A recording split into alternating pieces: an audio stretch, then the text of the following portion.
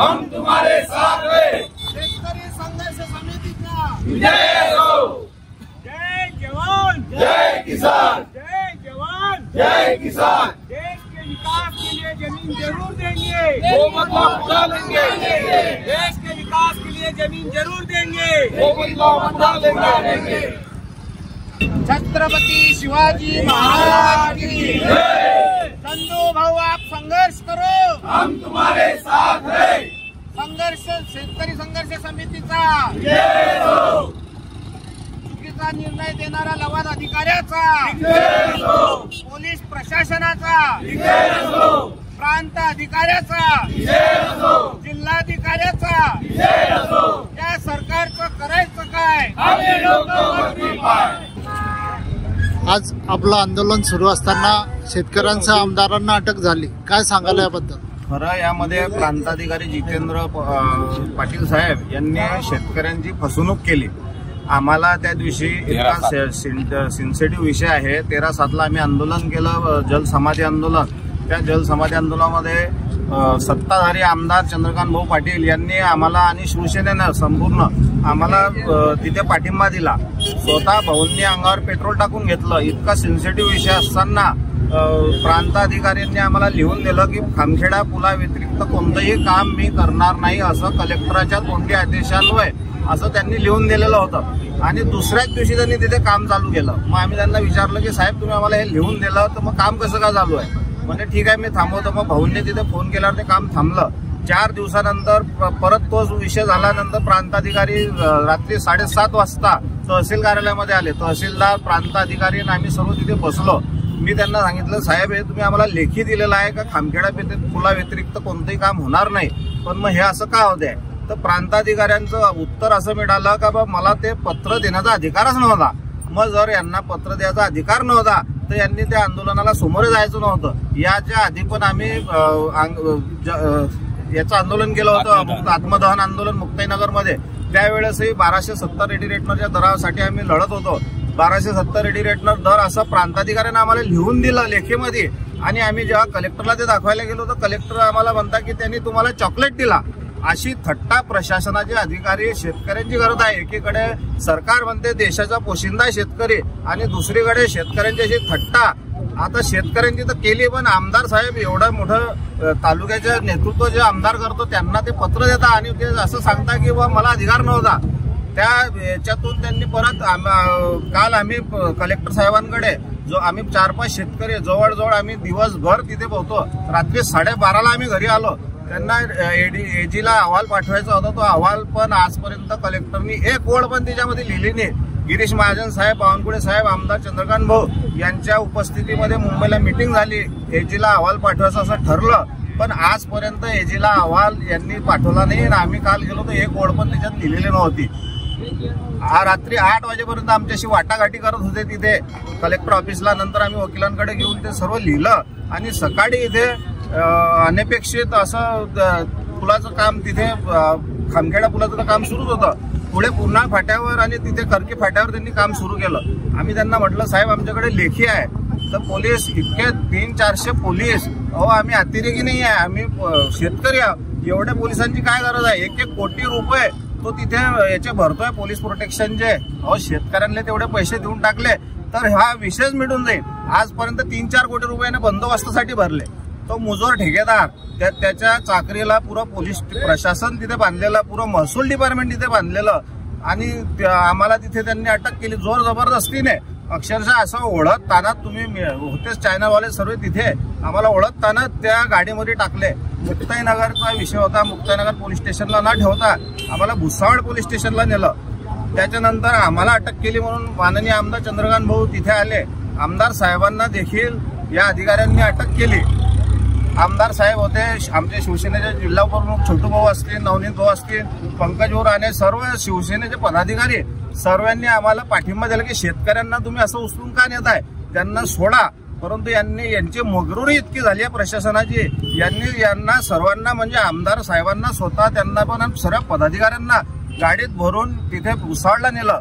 भुसावळला आम्हाला वेगळं ठेवलं गेलं तालुका पोलीस स्टेशनला आणि आमदार साहेबांना दुसऱ्या पोलीस स्टेशनला, म्हणजे तिथे पण आम्हाला वेगवेगळं ठेवलं।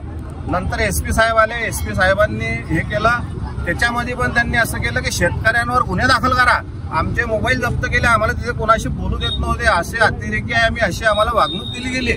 आणि तिथे आमदार साहेबांना निरोप पाठवला, तेव्हा आमदार साहेबांनी त्यांना सांगितलं की तुम्ही गुन्हे कसे काय दाखल करताय, तुम्ही डिटेन केलं त्यानुसार कारवाई करा.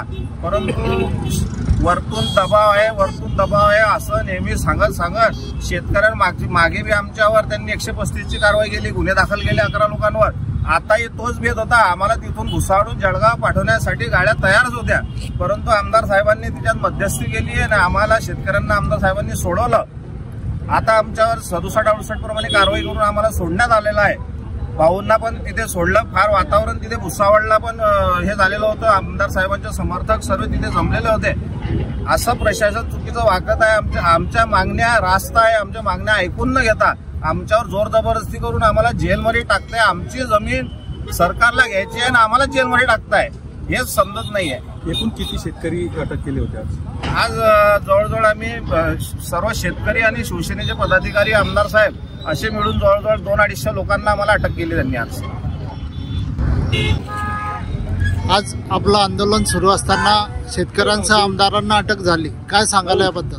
खरं यामध्ये प्रांताधिकारी जितेंद्र पाटील साहेब यांनी शेतकऱ्यांची फसवणूक केली. आम्हाला त्या दिवशी इतका सेन्सिटिव्ह विषय आहे, 13/7 आम्ही आंदोलन केलं, जलसमाधी आंदोलन.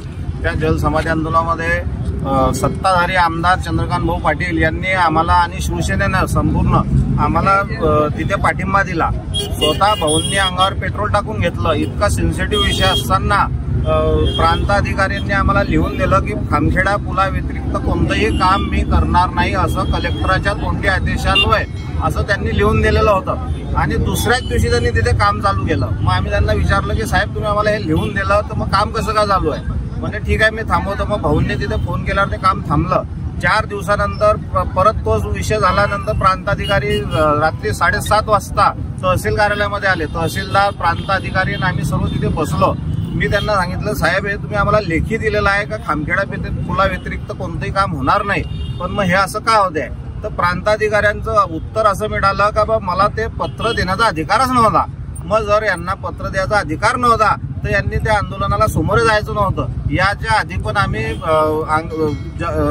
याचं आंदोलन केलं होतं, आत्मदहन आंदोलन मुक्ताईनगरमध्ये.